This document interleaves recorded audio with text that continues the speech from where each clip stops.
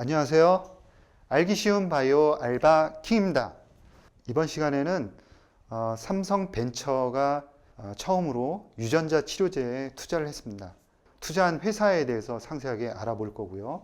그게 우리들한테 주는 임플리케이션, 그리고 두 번째로는 SK 바이오사이언스의 대표이사께서 장기 비전을 발표를 하셨습니다. 우리가 좀 귀담아 들을 그런 내용들이 상당히 많이 들어가 있어요. 그래서 그 내용들을 라인 바이 라인으로 짚어보도록 하겠습니다.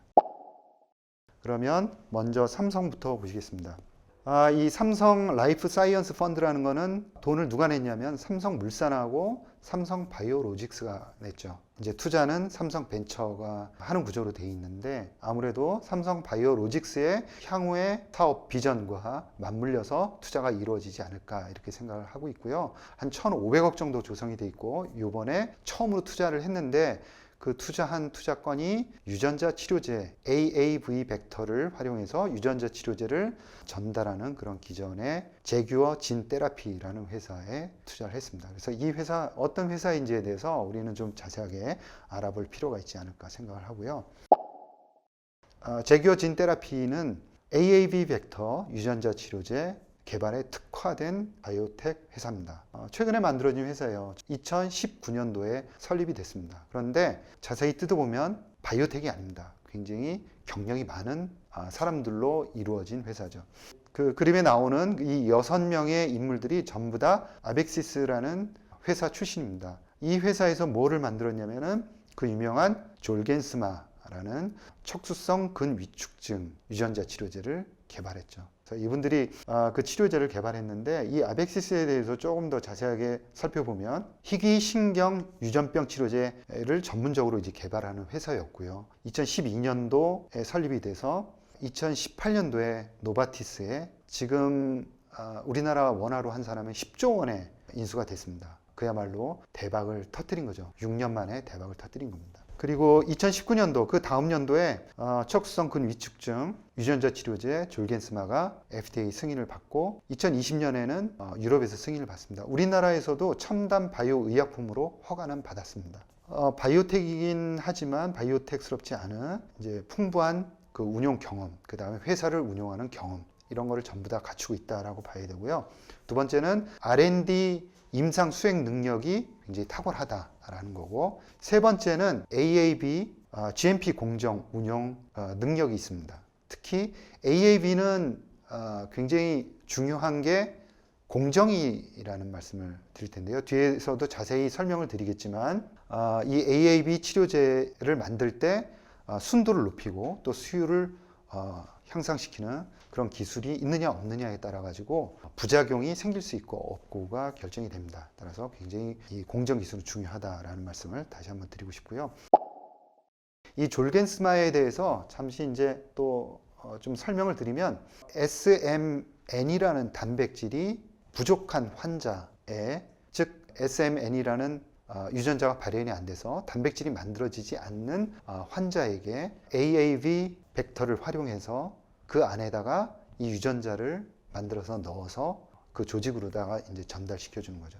그래서 한 번 투여로 질병을 치료하는 그런 치료제고요. 아까 말씀드린 대로 부작용이 없게 하려고 그러면은 AAV 치료제의 그 순도, 그 다음에 수율이 굉장히 높아야 된다라는 말씀을 다시 한번 강조를 하고 싶고요. 이 회사가 가지고 있는 파이프라인은 세 가지입니다. 하나는 JAG101이라는 갈락토스 혈증, 즉 갈락토스를 포도당으로 이제 분해를 해야 되는데, 이 포도당으로 분해하는 효소가 없는 겁니다. 없거나 아니면 부족하거나. 그래서 이 효소, 즉 AAB로다가 GALT라는 유전자를 넣어서 환자한테 주는 거죠. 그러면 이 유전자가 그 해당하는 조직으로 들어가서 세포 안으로 들어가고, 그래서 그 안에서 지속적으로 유전자를 발현해서 단백질을 만들어내는 그런 기전입니다.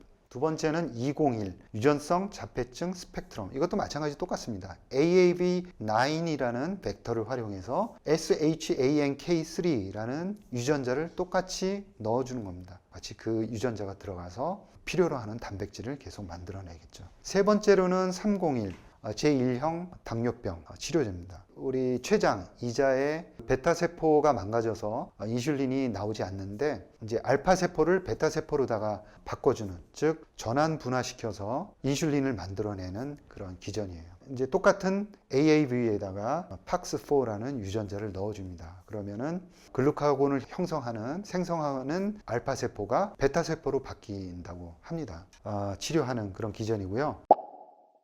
이 기전에 덧붙여서 AAV의 그 공정이 대단히 중요하기 때문에 그 공정에 대해서 잠시 이제 좀 설명을 드리면, 이 장표는 AAV 벡터에 대해서 이제 잠시 소개를 했던 그 장표인데요. 이제 AAV로다가 전달할 수 있는 용량이, 적재 용량이 굉장히 좀 적어요. 그리고 적다는 게 특징이고, 그리고 벡터를 복제할 때 단독으로 복제가 안 되고 헬퍼 벡터가 있어야지만 복제가 된다는 그런 특징이 있고요. 그 다음에 한번 집어넣으면 아주 장시간 동안 발현이 된다는 그런 특징이 있습니다. 그리고 면역원성이 상대적으로 낮다라는 그 특징을 가지고 있는데, 이 GMP 공정을 보면은 아까 그 치료제를 만들기 위해서 부족한 유전자를 AAV 벡터에 넣어주는 그런 유전자들이 있지 않습니까? 그 유전자를 코딩하는 그런 플라스미드를 만드는데 그걸 시스 플라스미드라고 얘기를 하고, 또 하나는 AAV9이든 아니면 AA8이든 그런 그 벡터를 만드는 그런 그 트랜스 플라스미드, 그러니까 벡터를 만드는 플라스미드예요. 그리고 단독으로 복제가 안 되기 때문에 헬퍼 플라스미드, 이렇게 세 가지를 숙주 세포에다가 공동 감염을 시킵니다. 그러면 우리가 원하는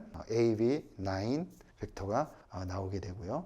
중요한 거는 아까 말씀을 드렸지만 이 수율입니다. 그러니까 예를 들어 갖고 우리가 원하는 시스에 타겟팅하는 유전자가 벡터 안에 안 들어가 있다. 그러면 말짱 도루묵이지 않습니까? 그래서 제대로 된 그 유전자가 들어가 있는 벡터를 만들어야 되는 거죠. 그 순도도 높이고 이제 수율도 높이는 그런 과정들이 굉장히 중요하고, 이 순도가 높아야 아주 적은 용량을 투여해서 환자를 치료하게 되겠습니다. 그래서 부작용이 나오는 경우를 조사를 해보면 용량을 과도하게 썼을 때 부작용이 많을 가능성이 굉장히 높아요. 용량이 적었을 때도 부작용이 나오는 경우가 있긴 하지만 확률은 용량을 많이 썼을 때 나온다. 그래서 가급적이면 용량을 적게 환자한테 투여하는 게 중요한데, 그러자 싶으면은 수율을 높여야 된다라는 점을 계속해서 지금 강조를 드리고 있는 거고요.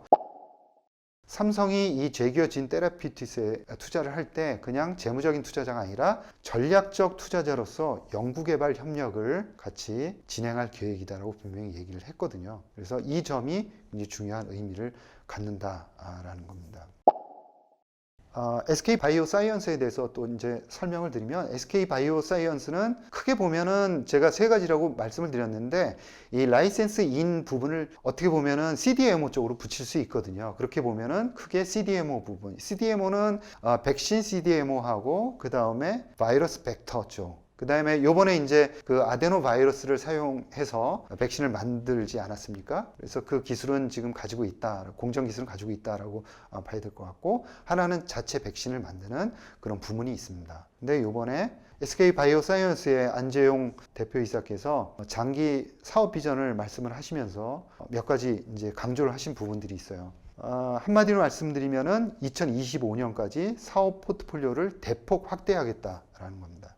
기본적인 내용 몇 가지를 살펴보면, 한 해에 90% 이상씩 성장을 하고 있는 세포치료제, 유전자 치료제에 진출을 하겠다라는 거고, 아데노 바이러스 기반에서 아스트라제네카 코로나 백신을 생산한 경험이 있기 때문에 AAV 분야로 진출을 하겠다라고 했어요. 그래서 좀 전에 삼성 말씀을 드렸지만 삼성도 AAV, 그 다음에 SK 바이오사이언스도 AAV에 진출을 하겠다라고 이렇게 얘기를 하는 겁니다. 두 번째는 메신저 RNA 백신 기술을 확보를 하겠다라고 천명을 하셨어요. 메신저 RNA 백신 기술을 지금 확보하려고 하는 거는 셀트리온이 지금 노력을 많이 하고 있고, 미국에 있는 바이오텍하고 협업을 해서 지금 기술을 흡수하고 있는 상황이지 않습니까? SK 바이오사이언스도 메신저 RNA를 탐내고 있는 겁니다. 또 특이적인 것은 M&A를 적극적으로 하겠다라는 거예요. 향후에 한 3, 4년간 5조 원 이상을 들여서 M&A를 적극적으로 하겠다. 필요한 돈은 내부적으로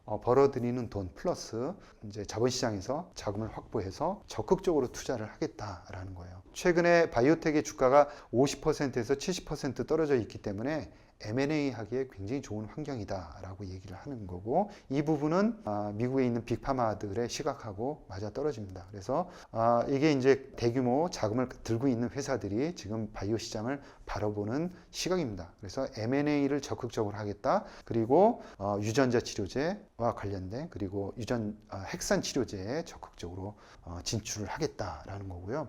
백신 치료제와 관련해서는 백신 치료제를 지금 만들기 위해서는 한 3, 4년이 필요한데 기다리지 않겠다. 그래서 외부에 있는 백신 치료제도 적극적으로 M&A를 하겠다. 이런 말씀까지 하셨어요. 그래서 M&A를 통해서 확장 전략을 피고 포트폴리오를 계속 확장시켜 나가겠다라는 게 기본적인 생각입니다. 그래서 SK하고 삼성하고를 지금 두 회사를 집중적으로 봤는데요. 유전자 치료제에 적극적으로 뛰어들고 있고, 또 기술을 흡수하기 위해서 자체적으로 이제는 연구개발을 하는 게 아니라 빅파마가 하는 행동하고 똑같이 직접적으로 투자를 해서, 아니면은 투자를 하거나 M&A를 통해서 기술을 흡수하는 쪽으로 활용하고 있다라는 점입니다. 이 시간에 준비한 내용은 여기까지입니다. 여러분 감사합니다.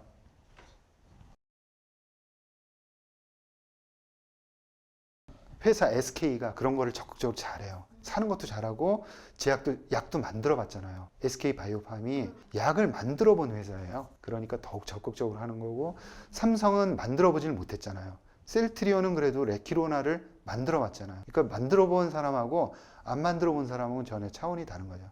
여기서는 셀트리온도 만들어 보고 나니 이 핵심적인 임상이라든가 이런 걸 어떻게 해야 되고 어떤 식으로 기술을 흡수해야 된다라는 거를, 중요한 맥락 이런 거를 좀 안 거죠. 지금 성과는 안 좋은데, 왜 레키로나가 이제 성과가 안 좋잖아요. 그래서 이제 단기적으로는 불편한데 장기적으로는 굉장히 중요한 그런 자산은 가지고 있다라는 거고, 삼성은 워낙 이제 얄밉게 잘하니까 여기는 이제 그런 게 좀 특징적이에요. 말씀하신 대로 SK가 그런 기질이 있어요. 빅파마가 된다 그러면 SK가. 그러니까 말씀하신 대로 저기 프로탁도 가지고 있고, 좀 전에 AAB도 굉장히 적극적으로 하고 있고, 지금 SK 바이오사이언스도 지금 한 5조 정도인데, 그 나온 거 보면 5조를 훨씬 넘겨서 한번 투자를 하겠다라는 거예요. 그러니까 여기가 완전히 찬스다. 지금 주가 떨어져 가지고 제 생각에도 지금 대기업은 이거 놓치면은 굉장히 크게 나중에 놓칠 가능성이 있는 거죠. 그리고 아까